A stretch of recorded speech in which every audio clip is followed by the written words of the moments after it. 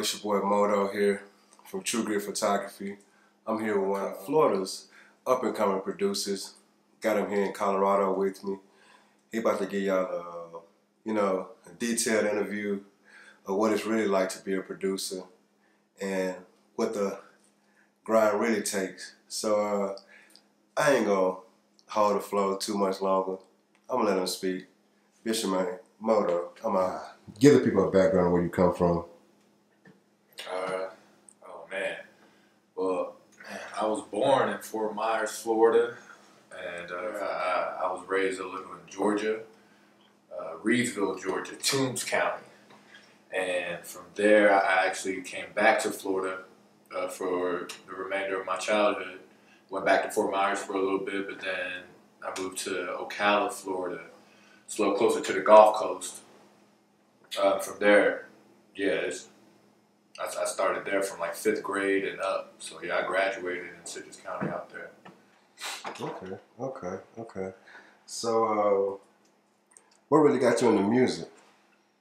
I love music ever since I was a little kid, man. We would have reunions every year, and they'll just play old school music, and that's what got me fascinated with sounds, acoustic sounds.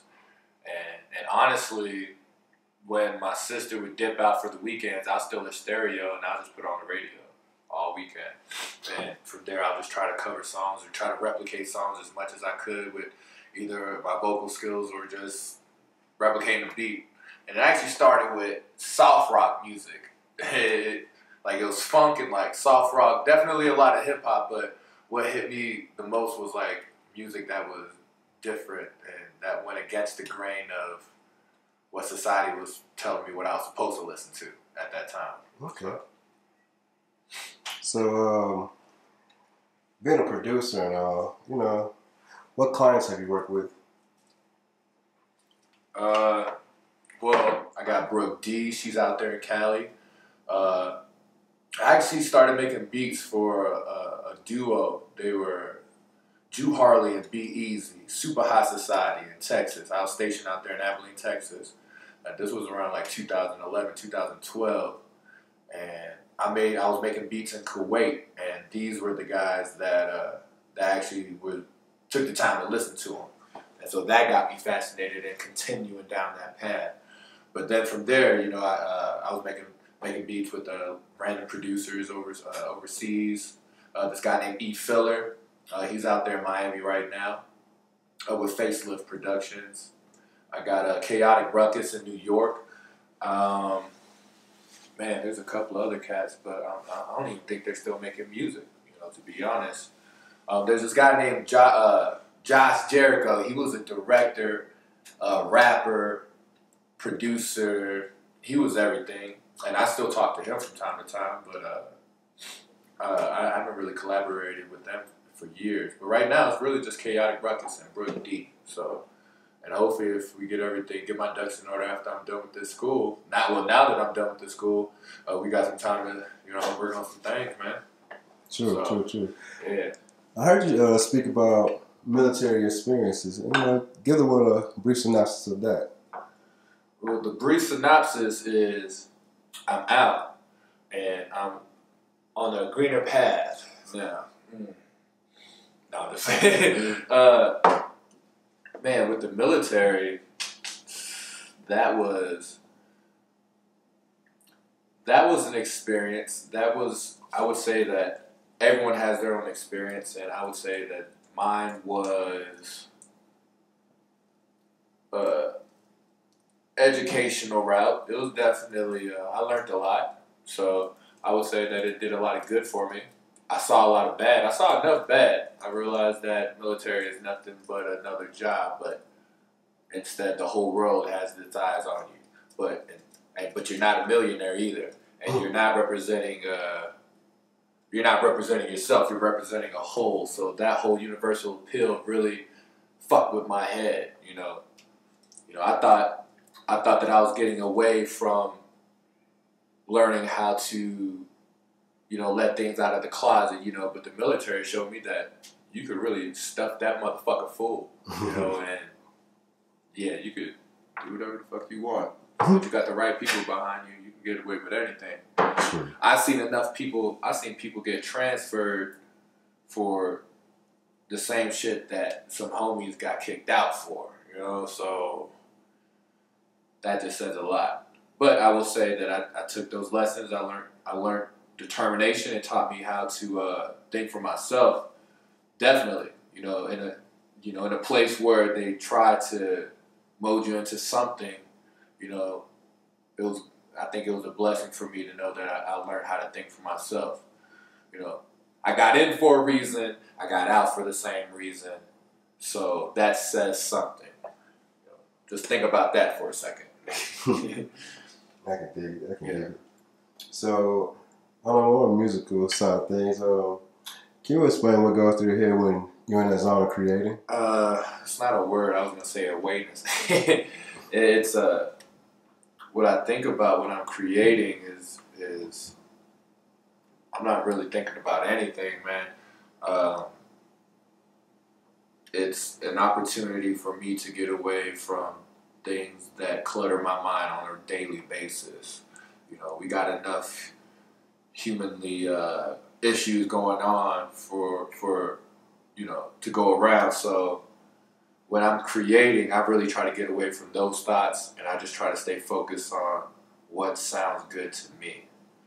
And yeah, so I'd say I'd have tunnel vision, man. When I turn this stuff on, I'm just looking for the next sound, man. I can dig it. What's the main message that your music the beats that you put out, what's the main message you try to portray in those beats? Shit, I'm high as fuck. What was the question, dog? What was the question? What's the message that you try to portray in your music? My message. The message that I bring for each beat, it brings a different emotion each time, man. Like, for example, if sometimes when I'm getting in my feelings I get off the phone with somebody dear to me and I'm feeling a certain way, I'll make a beat, and actually I'll name the beat by that emotion, aggression. I felt a lot of aggression at a time. I made a track with that.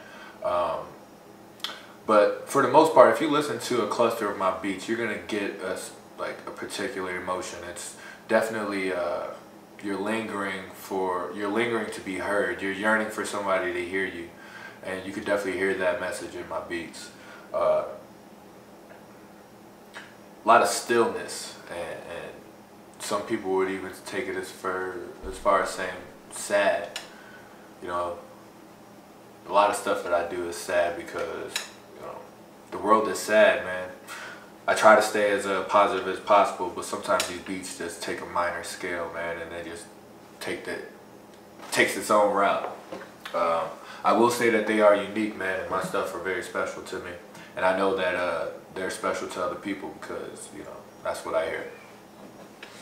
I can dig it.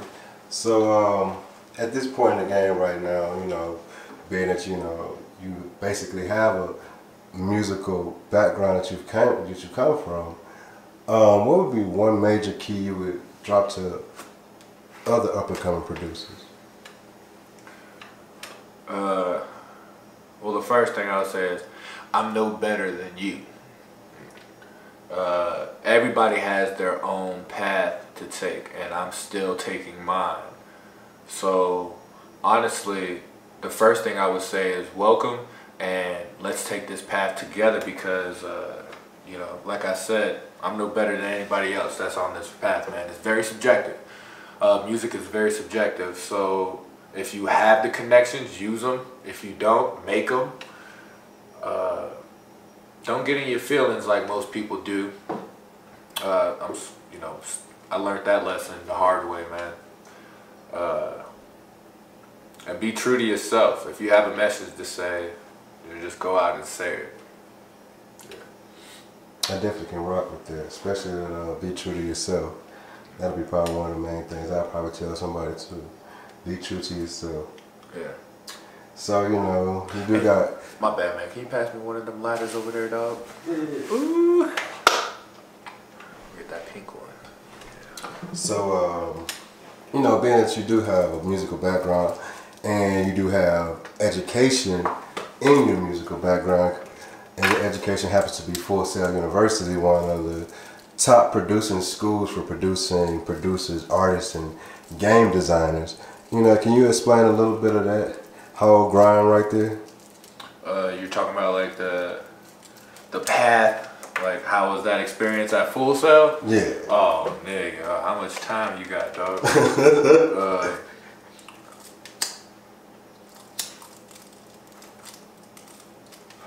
Full Sail was probably the most fun I ever had because it was different. Right off the bat, as soon as I got the military, I started Full Sail in February 2015. And the first thing I noticed good on the campus is that everybody was weird, but the thing about Full Sail is that they promoted the weirdness. So it was okay to be weird. So it was a school full of people that could just not say and do whatever they wanted, but they're comfortable enough to express their art form. And so we were able to link up with people that were either just as weird as us, or just as logical as us, or just as technical as us, and then we just made things work. It was a very diverse community of students, and actually of all ages. We had cats that was 18. I was 28, 27 when I started. So, yeah, you know, I'm still talking to some cats now. You know what I mean? That's how I met you. True story, very true. So, what's one of the main things that stuck in your head since you left? And you did leave with your master's degree, right? I left Orlando with my bachelor's. I just graduated this week. I'll be getting that master's degree in about 8 to 10 weeks. Yeah. But honestly, man, now that I'm done, I'm so grateful for this pathway, man, and it was a rough one because I experienced a lot, not just with the school, a lot of my personal issues that was going on. But now that I have the 2 degrees and now that I know what I did, I mean, it's great. But it's, like I said, I'm no different than anyone else. I got cats that graduated with their bachelor's degree and they're doing way more than me right now.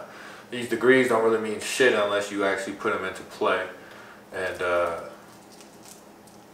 yeah, that's where I'm at. So, but everything's a work in motion. Now that I'm done with school, you know, I got a lot of personal, mental, you know, a lot of yoga, a lot of mental exercise that I gotta do.